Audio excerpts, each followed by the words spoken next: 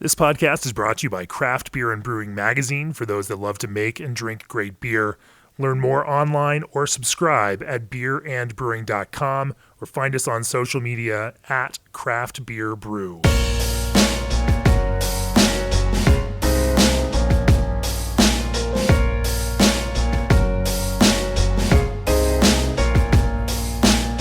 Welcome to the Craft Beer and Brewing Podcast. I'm your host, co-founder, and editorial director of Craft Beer and Brewing Magazine, Jamie Bogner.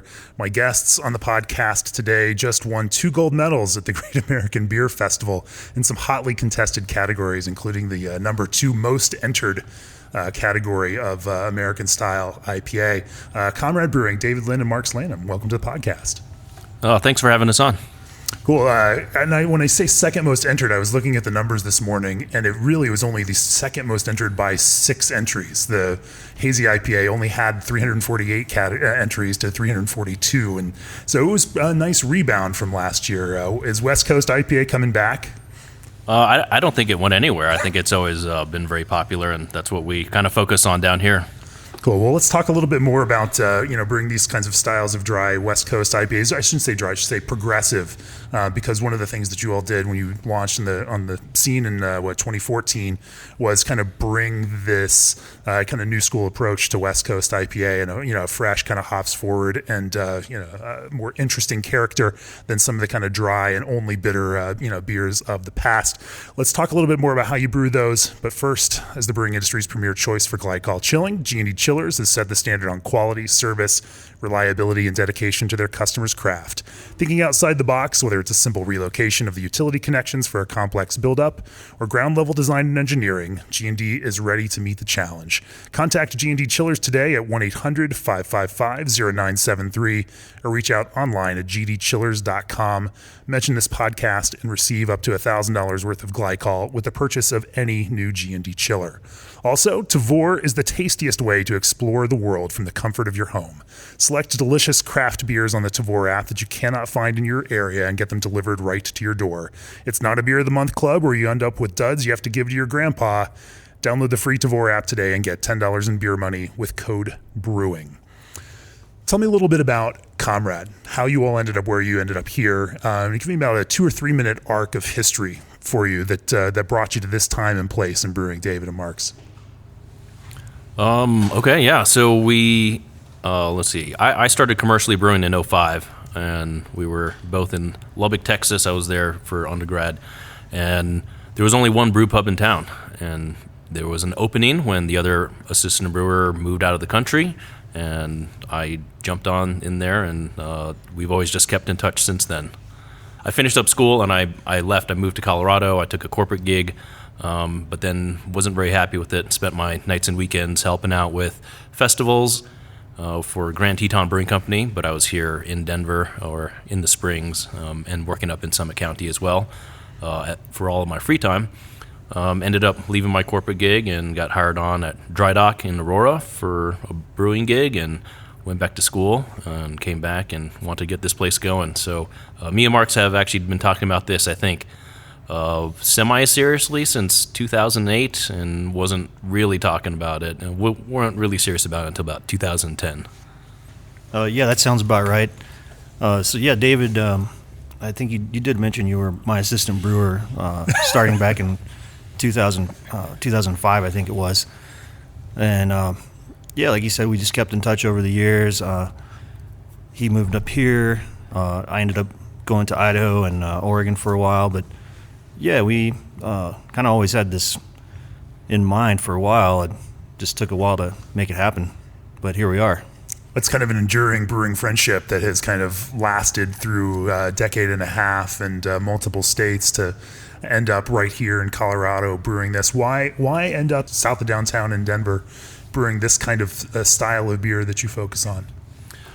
So I had already been here, and having worked for Grand Teton, I built up a lot of connections, whether it's with brewery owners and other brewers, and then moving on to Dry Dock, I was working under Bill I. Right.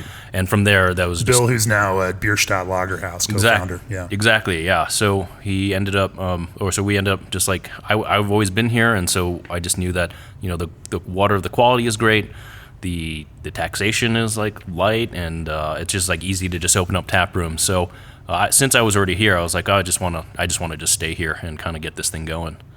As far as location, it really didn't matter as long as we could get the brewing equipment inside the building. Yeah. As long as there was enough space. And I mean, I looked at maybe 36 plus properties from Highlands Ranch to North Denver, like all the way up to Arvada, and ended up just, this one ended up working out. We actually had another location in Lakewood that we were talking to the landlord with, and it just went nowhere. And so that's how we're here. Even in 2012, as you're looking to open up a brewery, opening up in Colorado is a pretty competitive move. Even at the time, there were, between 250 and 300 breweries, and now there's something like 463 breweries in planning, according to the Brewers Association. That's a lot of breweries in a state of 6 million people, and the Denver metro area has 70 plus breweries just here alone. It's kind of a ballsy, bold move to move into a market like that and think that you can make a difference in it. Why do that? Why move into such a competitive place? Well, I think it's been my neighborhood, and with the familiarity of it, I just felt more comfortable here. It would be a little bit more difficult to move to a different city that maybe I haven't spent much time in or haven't lived in, and Denver just made sense that way. In your brewery model, you still don't package beer. You do crowlers out of a tap room, but you are primarily draft to limited accounts through the Front Range of Colorado and mostly tap room business. Why focus the business in that kind of way? Well, we are Colorado's probably premier draft brewery. The reason is that both of us having worked for numerous other breweries, we knew that we were going to kind of go into business, and with this way we could also have fun and still enjoy what we do. I don't think any of us really thought that the packaging part of the brewing job was all that fun and interesting, and brewing is also just such a resource intensive process. We use a lot of water, electricity, natural gas, and it's the most sustainable way to serve beer. And we've saved well over 1 million cans, 6-pack holders, and case boxes from going to the landfill. So just a greener way of drinking beer. But I mean, that's an interesting idea. There's also the demands of a business, where you need to be a certain scale to survive and pay people and do what you need to do. How do you balance those two things? There are a lot of breweries today who would tell you that they can't reach the scale that they need to have a sustainable business and reach the goals of the business. Being able to scale what your expectations are for the business based on that kind of thing, is another kind of bold but also strategic move. So my time spent at Dry Dock, I think they have one of the largest indoor tap rooms in Denver Metro. I think maybe their tap room can hold over 300 people. Yeah. You look at our tap room, we can hold over 170 people in here. So the way that we've been able to kind of keep this place going is by having a really big tap room and by having a lot of people come in and drink beer by the glass, and that's kind of if we had a smaller tap room, we'd probably have to look at packaging or do a lot more distribution to kind of make those numbers work. But with a big tap room, we can do that. Conceiving of that, though, even back, and I always try to look at this now, in retrospect. You look back at 2012, and it was hard to predict this kind of move to taproom-focused business, which, by all accounts, the entire craft beer and brewing business has moved towards this kind of taproom model and self-sales, kind of approach. That was different, in 2012, where most people launching a brewery thought, you have to package in order to even sell beer. You have to keg, you have to put stuff out there and draft. Was it? It was Dry Dock that convinced you that you didn't have to do that you could have a taproom focused model, or was it just that you wanted to be that much closer to your customers? Well, it was just having working at Dry Dock, it was just to have like a really big tasting room. Yeah. As far as the packaging, it just goes back to us both just not enjoying the packaging part. I was there when the first bottles, the first bombers rolled off the line, and I've spent days just hand labeling pallets of bombers, and I still think back on it and wonder if I could have maybe spent those days doing something a little bit more meaningful. And so it was maturing. 2014 was a crazy year with, I think, 46 breweries opening up in Colorado, and I'm not sure if that pace is we've even come close to that pace since then. So it's just the way that it ended up working out for us. Yeah, I like that idea of building the business to kind of fit the goals of what you enjoy doing, so that there's that personal feedback element to it, and not simply the how do we make the most money off of doing this kind of thing. There certainly are decisions you could have made to make more money doing this, and you have chosen not to do those things because you don't like the work or what else might be involved in that. Yeah, that sounds about right. Yeah, I think if you've ever worked on a bottling line or a packaging line and, had to feed the line and take the bottles off, put them in the case by hand, and then wrap it up and deal with that, it's you generally don't want to do it again.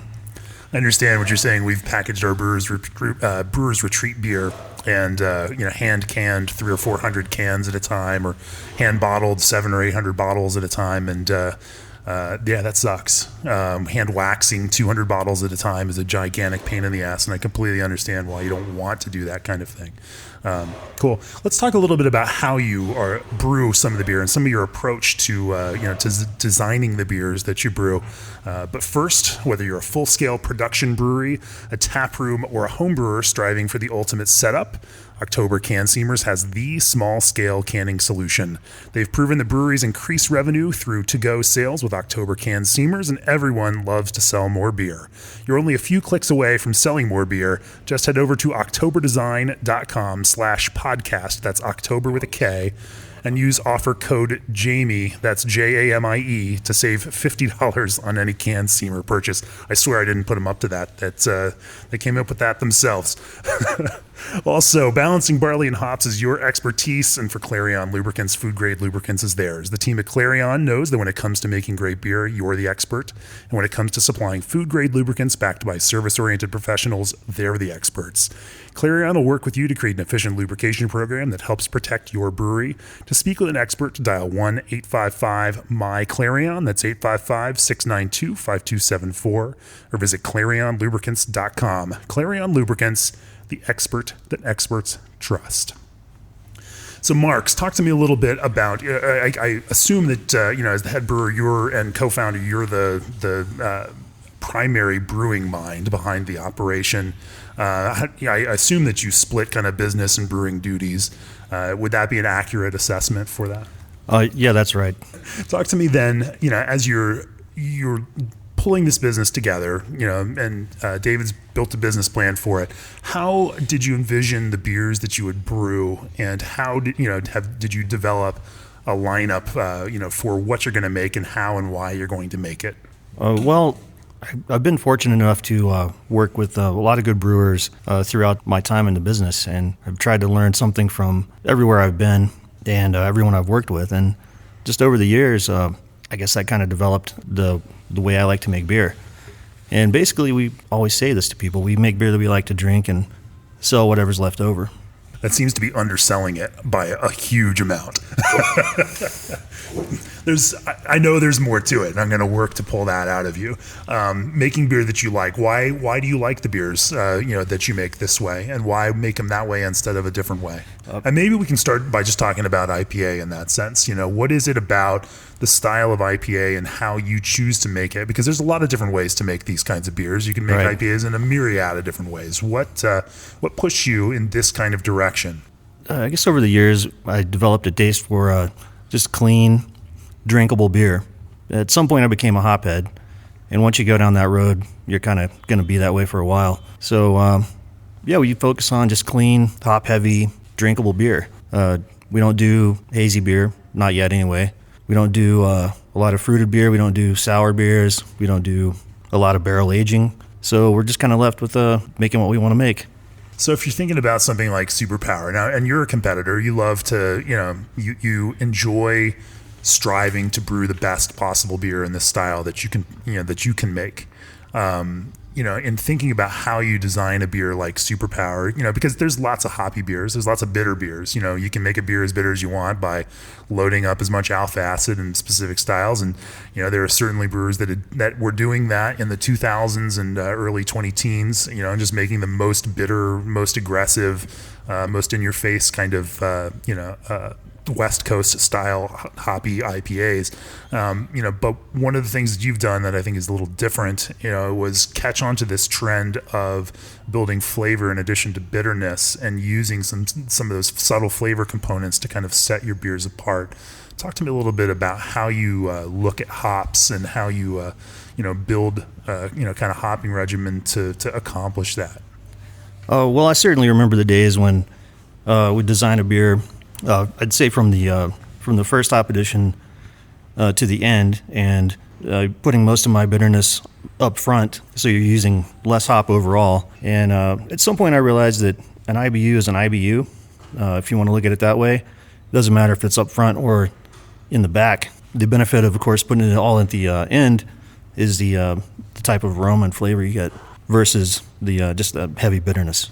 And so then for you, how did that shift kind of happen? You started moving bittering back, in time from that early edition back to the back? Yeah, sure. You're going to use a lot more hops, but I think the end product is worth it.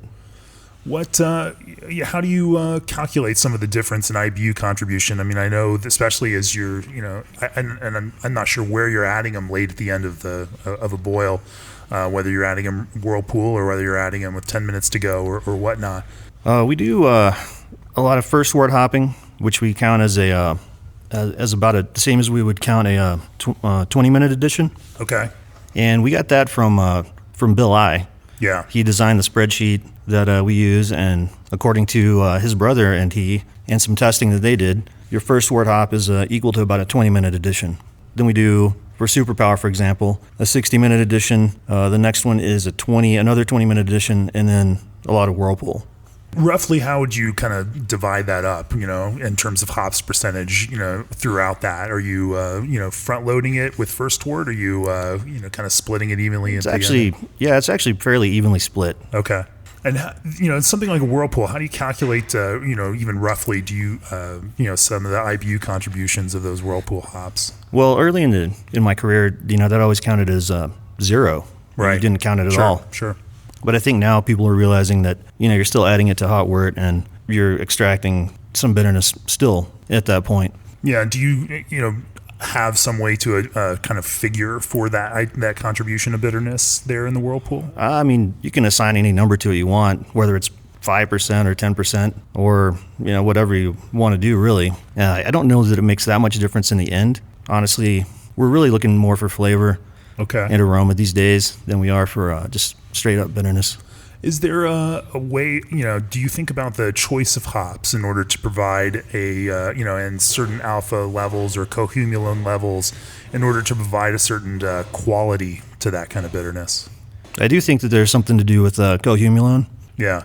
It seems like a lower number there is going to provide a more pleasant experience, and that's just something I've seen over the years. Yeah, so we try to pick low CoH hops for most of what we do. Are there some favorites that you have? Simcoe is a great bittering hop, actually. Yeah. Nice and clean. We use a lot of Citra, a lot of Mosaic these days, and that's mainly the bulk of what we do. Are there some blends of those hops that you find, especially in something like your West Coast IPAs, that provide the different qualities of flavor to that kind of West Coast approach?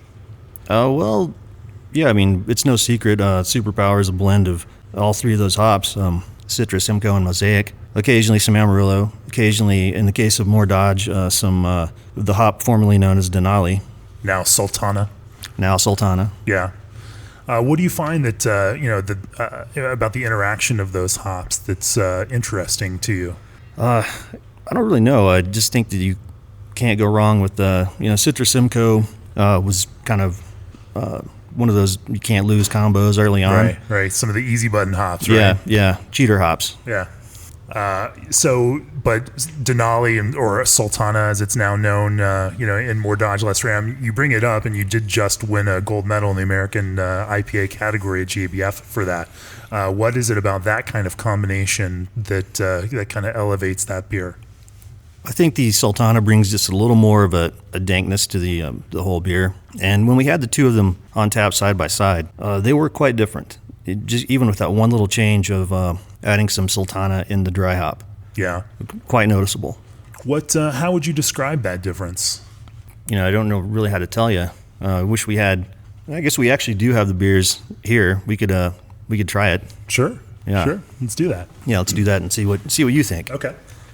So we've got some glasses now in front of us, and we're drinking some More Dodge Less Ram, which is named after a little incident at the brewery, and then some Superpower next to it.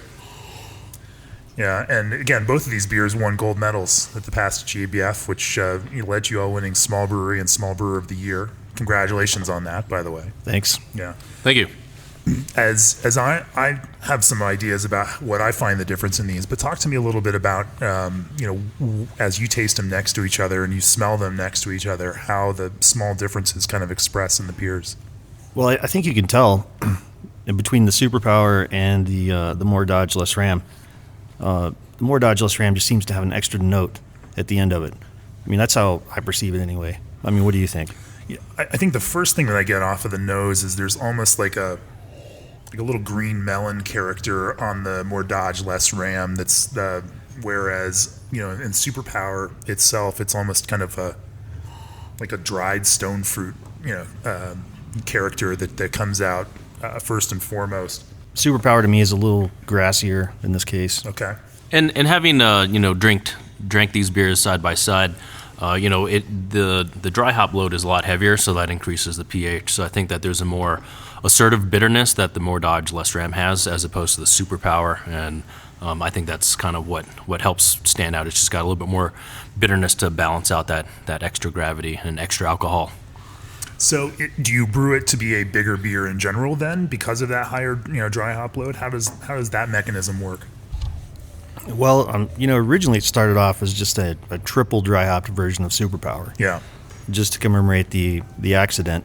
And over the years, I sort of tried to make it its own beer, but when I went back and looked at what we did this year, I mean, it starts off the same as Superpower, and the only difference was the dry hop.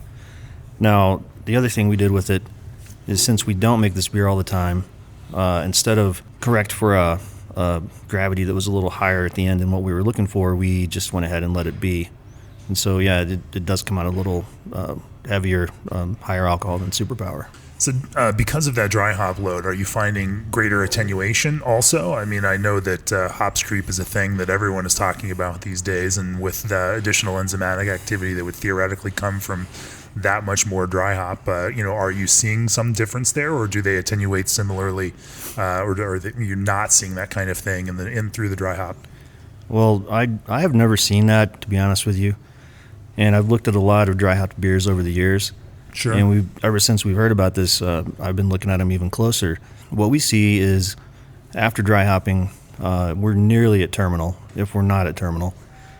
We see a slight increase in gravity, maybe by 1/10 of a Plato, and then give it a few days, and it comes back down to where it was before. And at that point, we're already 10 or 11 days in at this point. We do a test to see if we have any DMS in our diacetyl. Right. And if not, we go ahead and crash the beer. And then, 3 or 4 days later, we're drinking it. So I don't know if So it's not really a problem for you. Yeah. Not for us. I mean, maybe we're not giving it enough time. I think fresh beer is better. Sure. And I'd like to jump in here real quick. Our beers tend to finish on the drier side. I'd say most of the final gravities of all our beers are, less than 2. And there probably could be some sort of extra interaction from the, extra amylase from the hops. However, the beer's already so dry anyways, I just don't think we're seeing any extra conversion. If we had a beer that maybe finished higher, maybe at, above 3 or mid 2s, I think, there would probably be a little bit more of that hop creep, but, these beers are pretty much... Some of these hazy IPAs in the 5 to 7, finishing range, you can see why there might be something more there. Yeah, so I think maybe just how low the finishing gravity is, and we're already at 90+% apparent attenuation. I think there's just nothing left to convert and ferment out anymore. Fair enough. Let's talk a little bit. You do wet hop variations on these beers, and of course have won 2 silver medals at GABF in the wet hop beer category for fresh hop superpower. Talk to me a little bit about how that process for superpower changes when you start bringing wet hops into the equation. Well, it's pretty fun for us. It's a special day. Whoever on the staff that is not working that day, they usually come in and lend a hand, because we're dealing with almost 500 pounds of wet hops that we have to handle in a fairly short amount of time. But yeah, we basically, I think everybody's doing this now. You basically, in our case, we use our mash lauter ton as a giant hop back. And so post boil, we send the hot wort on top of those hops, and then from there, after a short rest, we send it through the heat exchanger as normal and into the fermenter. When you say short rest, what does that look like for you? Maybe 10 minutes of recircing. Yeah. And then it's time to go. Otherwise, you keep the recipe the same, and or do you adjust because of some of the contributions that those hops will have? We did keep it the same. I mean, the same hop rate as normal. But in the last few years, we have adjusted down a little bit, because you do get quite a contribution from that amount of wet hop. When you say contribution, I imagine you're talking both flavor and some bitterness as well. Yeah, you do definitely get a noticeable bitterness. Yeah. If you were to kind of mentally equate for it, what would the mental equation of IBU contribution be for that? And obviously, it's probably not classic IBUs, but from a perceptible difference, what would you say? A perceptible difference. Do you when you're kind of thinking about it, is that adding about 5 IBUs or 10 IBUs? What would that look like for you? I don't know, David. Have we had these beers tested? Yeah, we have. I can pull up the numbers and take a look. Curious. Yeah, so we'll look at that. Yeah. I mean, if I had to guess, I'd say it would be less than 10 IBUs either way. Sure. I'm just curious about that. I know as everyone's trying to think about how some of these impacts happen, brewers, even if you're a home brewer brewing with your own hops out of your backyard, trying to figure out how these things work and are going to work for you, becomes a big trial and error kind of thing. And you guys have a few years of experience now doing that. I'd just love to, kind of think about, what that looks like for you. Well, yeah, I remember the first fresh hop beer I made was actually at Barley Brown's. It was great. Eli and I actually took delivery of several different varieties, and they're all harvested at different times. So he brought his vacuum packer food saver machine to the brewery, and every time we'd receive a box, we would cram them into the bags, seal it up, and throw it in the freezer that they had there. So when we finally received the last variety, which I think was Citra, we pulled everything out and made the beer. And I remember walking into the brewery the next day, and the smell was just incredible. And we have been making those beers ever since, every year now. It's kind of a seasonal beer for us. Well, it is the seasonal beer for us. It's the one beer that has to be seasonal, right? Yeah, but forget pumpkin beer. From that perspective, being in Oregon and Baker City at Barley Brown's, where you can drive a couple hours to Yakima or drive a couple hours, in the other direction down to the hops growing area in Oregon, it's a little different than being here in Colorado for, and brewing a fresh hop beer. Talk to me a little bit about the, how you accomplish that here in the state of Colorado.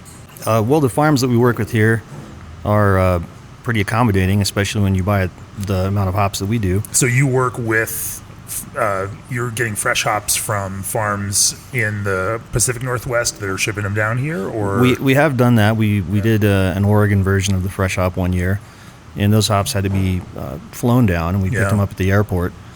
But we only did that one year. The other years we've worked with high wire hops out of Paonia. This year we worked with both high wire and another farm, Billy Goat Farms in Montrose, Colorado. So local hops farms in Colorado. Colorado is not known for its hops growing regions. What are the, how do you think about the different kind of flavor contributions that come from some of these local or semi-local Colorado grown hops? Well, the varieties they grow here are mostly the public varieties, the old classics like Cascade, Chinook, Nugget, Crystal. So that's what we have to work with here. This year we had an interesting experiment dealing with the different terroir between just Montrose and Paonia. And we actually do have both of those beers are still on tap, right? Yeah, still got them both on. What when you say interesting terroir differences, similar variety but two different growing locations?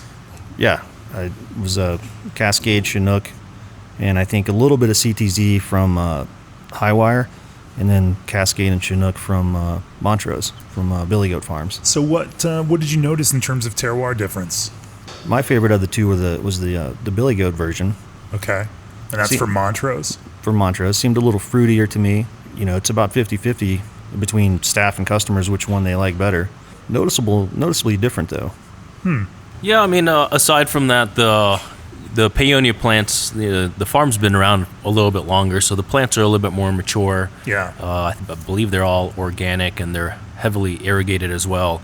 The ones coming from Billy Goat are a little bit maybe younger, maybe 2 or 3 years old, so they're still kind of maturing and kind of about to hopefully reach their full potential. So I actually personally like the Paonia one a little bit more. I think it's more well-rounded. It's a little bit smoother, and I just have a personal preference for the Paonia version. So what's the key to brewing an award-winning wet hop IPA? And there are breweries all over the country, hundreds, if not 1,000 of them brewing wet hopped beers through wet hop season. That's obviously a very popular seasonal beer to brew, but going from that of just brewing it to wanting to brew the best iteration of that really showcases the wet hops in a both classic and contemporary kind of way. From your perspective, in your mind, as you're thinking about these beers, what is it that kind of sets that apart? What are the keys to brewing those kind of successfully? I think we believe that you have to use enough. Okay. Like I'm talking about, we buy 450 pounds. And when you say enough, like that's expensive. I mean, this is not a cheap enterprise. It's a very expensive beer, yeah. But yeah, we see people buying, maybe 100 pounds or 150 pounds, and on a system not too much smaller than ours. And I think to myself, that's not going to work. It's not going to do it. So pounds per barrel. I mean, actually this year it occurred to me that we could probably stick more in there next year. So I don't know if David's wanting to do that, but yeah, we'll see what kind of pricing what pricing for hops is gonna be next year. So pounds per barrel. When you brew a wet hop beer, what is the rough equivalent of that? Well, I think back in the day when I first started doing this, I think I read or heard somewhere that you needed to use, 5 times the amount that you would use of pellets. Right. So I think we're somewhere around north of 30 pounds per barrel of the wet hop. Is that right? Yeah, I think it's closer to 40 pounds per barrel of wet hops, and then there's pellets on top of that. Okay, that's insane and an expensive enterprise. How do customers take to that? I mean, it's a fun thing to drink that beer, but that's also an expensive beer for you to brew, and yet it's hard to price that in a way that reflects the addition, the cost for you all. Well, the beer is the cost, just the product cost is 3 times more than what a normal superpower would be. We can't charge 3 times the price, so we just sure. We'll have to just rely on some of our other beers to help kind of even out our margins. But it's a passion project for us, and people know that it is one time a year, right, and they get to try it. Having a couple of silver medals associated with that also kind of people are kind of more inclined to try some award-winning beer, and I don't know, you just got to enjoy it while the window is just so short. So I think there's a sense of urgency that's kind of just built into just the way that these beers are brewed, and people are willing to pay for it while it is. I mean, it's only around for a few months out of the year anyways. And since yours is a taproom business and you are selling it at least over the counter, here in your taproom, it becomes the only place to kind of get that and taste that, or maybe a few select accounts that might get that kind of beer. And so you can price it in a way where at least you're not losing your shirt selling it out there in a $12 6-pack kind of package. Yeah. We do send out 4 barrels, and we do have to charge a lot for the beer, but the accounts also charge accordingly themselves. Sure. No, that makes a lot of sense. But it's a great reason to pop into your tap room, in the fall and drink those beers right here, where you can get it the freshest and where it's been cared for properly. And yeah. Let's talk about some of the other beers you do. Another beer that you have won awards for is World Beer Cup medal for your chili beer, Yellow Fever. Talk to me a little bit about it, and that's a subject that we've never talked about here on the podcast. I've never once spoken about a chili beer, but that was something that I found a little bit intriguing. Talk to me about designing chili beer and what it takes to make an award-winning chili beer. Okay, this is a little bit of a funny story, but this is another thing that I brought down from Oregon, from Barley Brown's. They had been making a beer called the Hot Blonde for years, one of their staple beers. At some point, I'm not a coffee drinker, so I drink Rockstar. At some point, I decided to combine lemonade flavored Rockstar with the chili beer, half and half, and it was delicious. And so when I moved away from Oregon and here, and there was a serious lack of chili beer, I decided we had to make one, just for my own selfish reasons. It developed so that you could mix it half and half with Rockstar energy drink. Yep, every morning. Yeah, we call that the Lita Ford. Okay. They even sometimes they even make this concoction at Barley Brown still on occasion. So got its own little legacy there. Your legacy lives. Okay. Right. So you make this beer in order to blend it with Rockstar energy drink, which is the strangest story of a chili beer that I've ever heard. Talk to me a little bit about how you design it and how you balance the kind of strong flavors in a chili beer. I mean, I learned all this at Barley Brown's. It's pretty simple. Well, tell me how Barley Brown's does it, because I haven't had Eli on the podcast yet. Not yet. One day. It's simple. It's we just take our yellow card Citra Blonde Ale. We run to the store, buy about the equivalent of, I guess, 6 pounds per barrel of fresh jalapenos, chop them up, put them in a special keg that we have that has a big lid we can fit the bag of jalapenos into, and then put the finished beer on there for a couple of days, and it's ready to go. That sounds awfully similar. So you're not even brewing a separate batch of it. You're just pulling off of the main batch of the blonde ale, and then conditioning it on some jalapenos, and that's that. Yeah, that's it. How do you avoid some of the vegetal character and peppers are obviously notorious for doing that kind of thing, and some of that can be off-putting in a beer. Is there a quality of the jalapenos that you look for? Is that a time thing, or? Well, we just look for the ones that look good. Obviously, not going bad already, but as far as the vegetal character goes, we're actually going for that. Yeah. Yeah, I mean, if you try the beer, people will often say, I mean, it's like you just sliced open a fresh jalapeno, and that's kind of what we're going for. Is there a freshness element to that where you make sure? And I guess if you're brewing that kind of base beer on a relatively frequent basis, you can make fresh versions of that. Anytime you pull off a new batch, does that make a difference? It does, and to be honest with you, I'm drinking some now, and that really does just smell like a jalapeno pepper. Right. We have actually made chili beers with a lot of our different beers. I mean, all the way from smoked lager, which was a really delicious version of a chili beer, to some of our IPAs, depending on what we have and what's available to us. As far as the beer goes, like sometimes we're running a little low on the yellow card and have to get creative and use something else. That's fascinating. How do you find that the peppers interact with the kind of hoppier beers? Myself, I prefer just more of a blank canvas for them to shine through. With the hoppiness, it gets a little confusing sometimes. This is burning my throat right now, but I'm rather enjoying it. Some people are more sensitive than others. We try to make sure people have had the beer before as they're ordering it, because it can be too much for some people.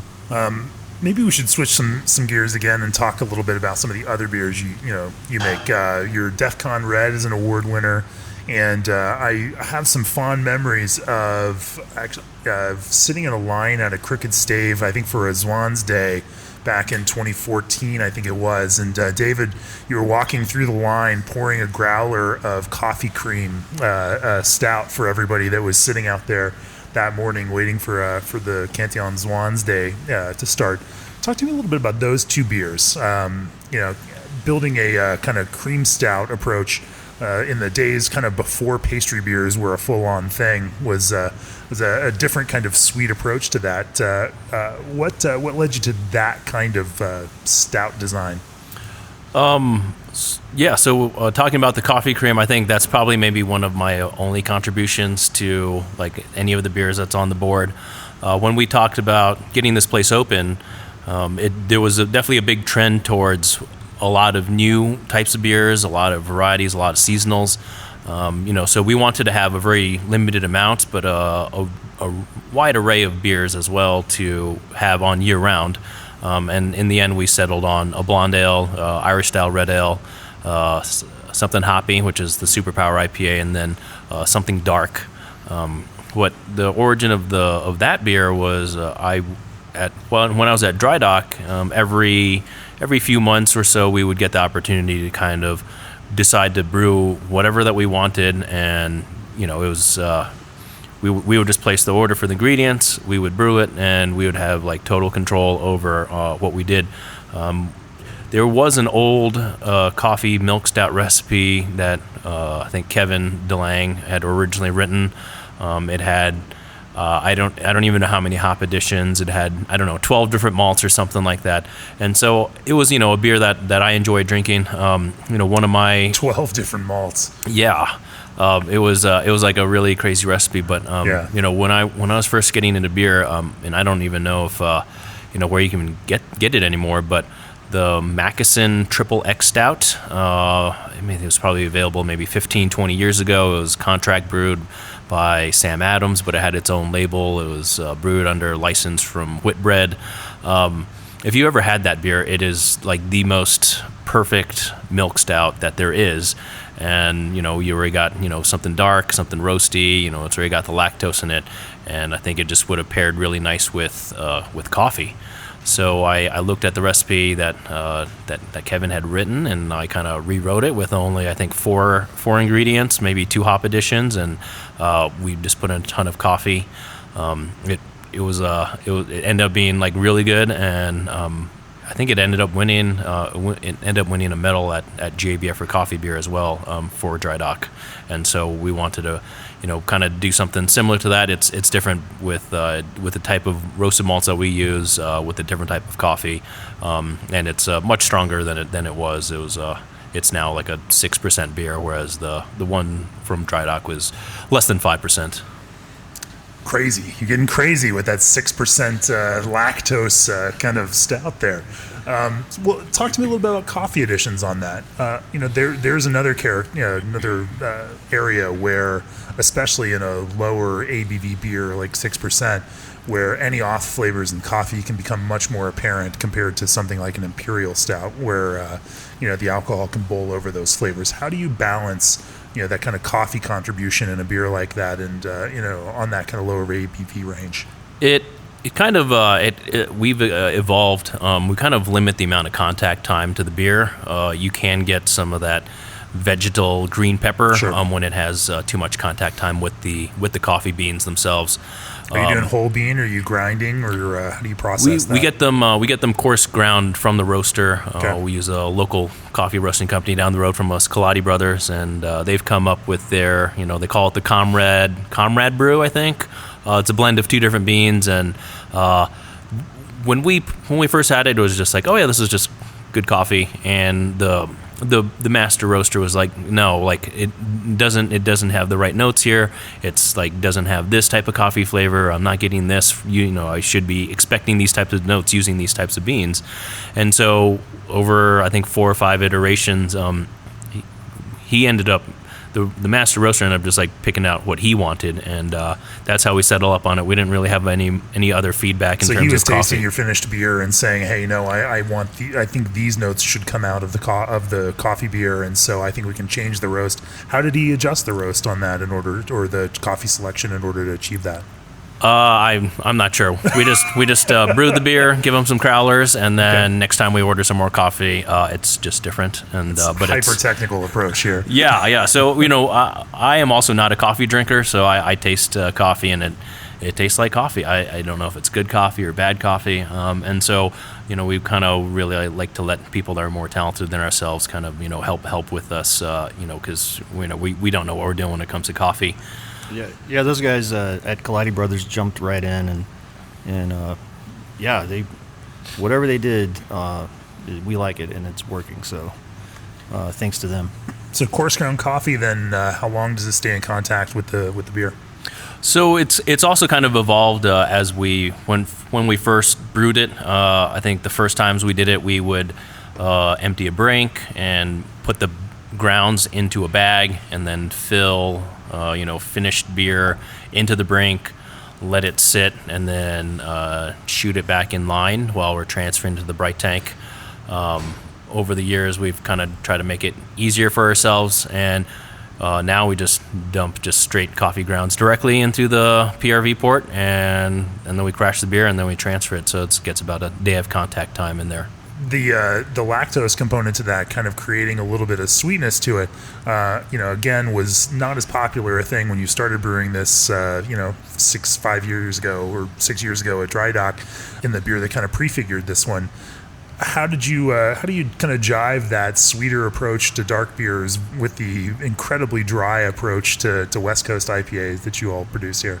I think it was it really just goes back to that Mackeson Triple X Stout and kind of wanting to replicate that. I don't even particular sense memory that you had and the kind of exactly, yeah. That beer has a lot of nostalgia for me, and I've drank many cases of that beer when it was available, and but it was discontinued years ago, and it was just kind of like it was one of my first gateway beers getting into craft, and it was just kind of my want to kind of re-experience that, and so that's how we ended up doing it. We weren't trying to do anything. I was just trying to replicate this fond memory I had from over a decade ago. I guess like you said earlier, it's beers you want to drink, and if there's any left, you'll sell them to other people. So that certainly makes sense. Talk to me a little bit about DEFCON Red, your red ale.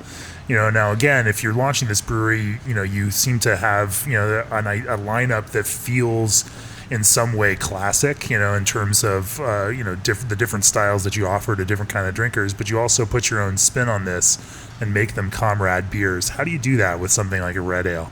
Well, let's see, the red ale, I don't know how we even decided to do that. I think it was just we wanted something light, something dark, something hoppy, and then something kind of in between. A very classic sort of lineup. I remember a similar lineup from the first place we worked, which was Hub City Brewing Company in Lubbock, Texas. They had your classic American wheat, you had your Ogallala light ale, an amber, and oatmeal stout. That was it. Right? I don't know. Irish Red just seemed like a nice drinkable beer, and you don't see a lot of those anymore. It's not a style you see very often. I think Lone Tree makes one, but other than that, don't see too many around here. Interestingly enough, it's a beer we made a lot of different ways with a lot of different ingredients. But the main thing is to hit that nice red color, hold back on your hops. You're not looking for bitterness at all. You're looking for more of a sweetness in that beer. So a good chunk of caramel malt in there.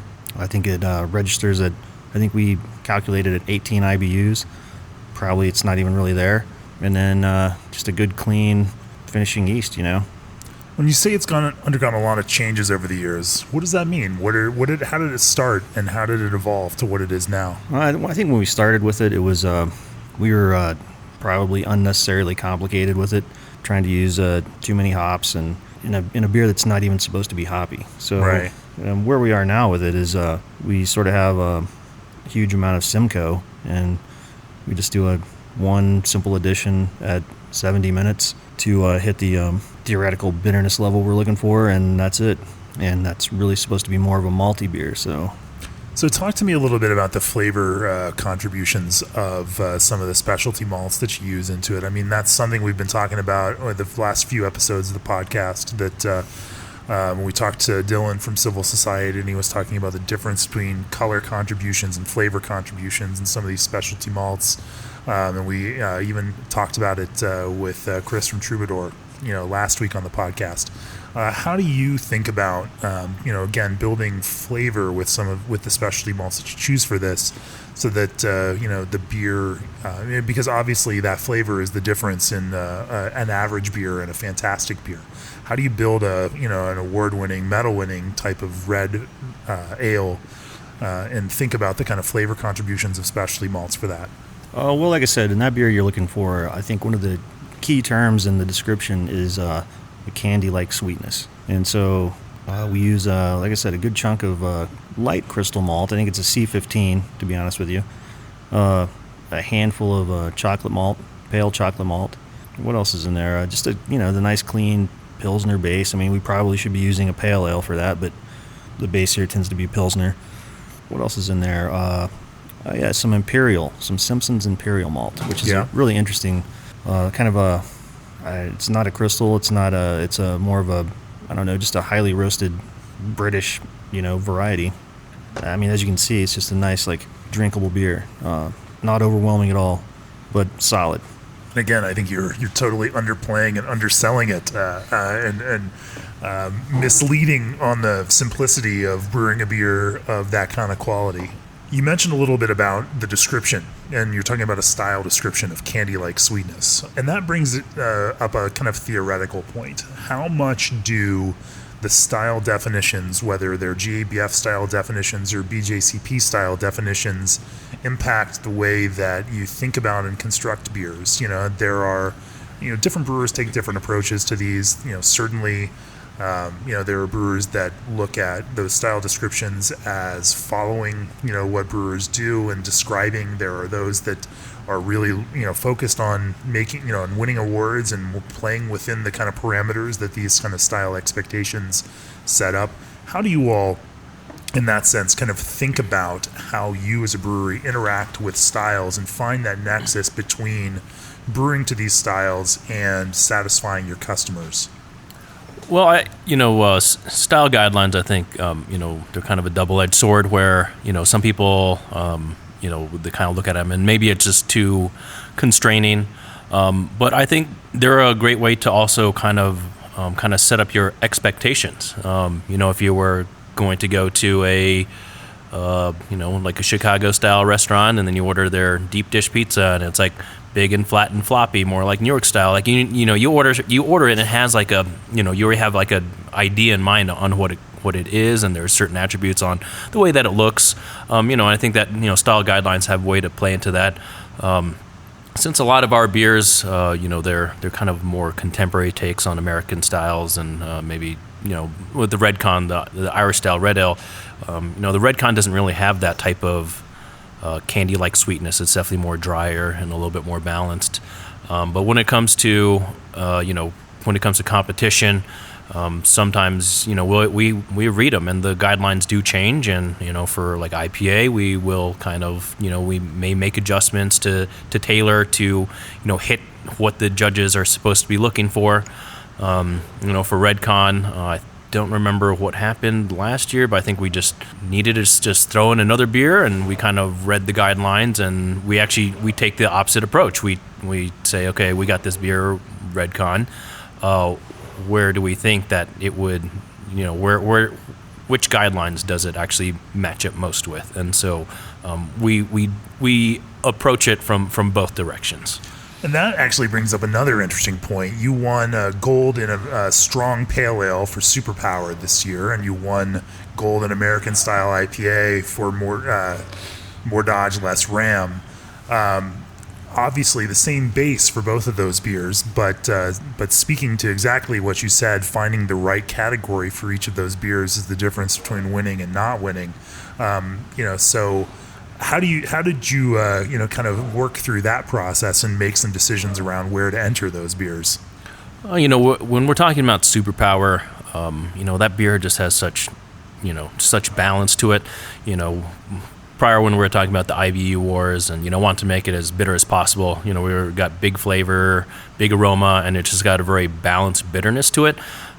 We looked at the guidelines for American IPA, and it said that assertive bitterness is one of the components for it, and Superpower just doesn't have it. And when we think about if it needs to be more bitter, this Superpower maybe wouldn't do all that great in that category.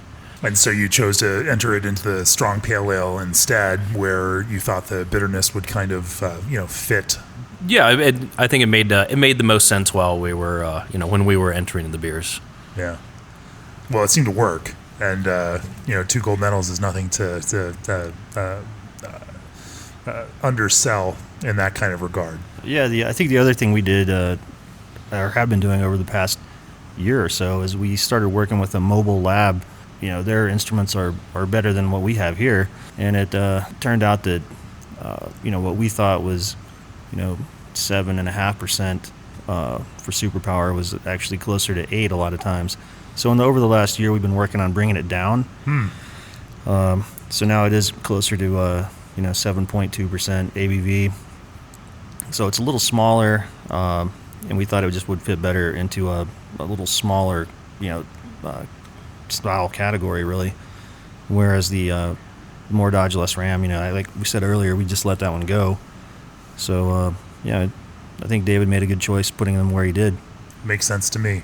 As the future of Comrade is still yet unwritten, what do you all look for in the future, and what is your ideal for this business? What is your definition of success? Have you achieved it? Are you on your way to achieving it? And for you, what is a successful brewing business? When will you know that you've achieved that? Well, if you look behind you, you see the mural where we had an artist start painting up our awards in both the World Beer Cup and the Great American Beer Festival.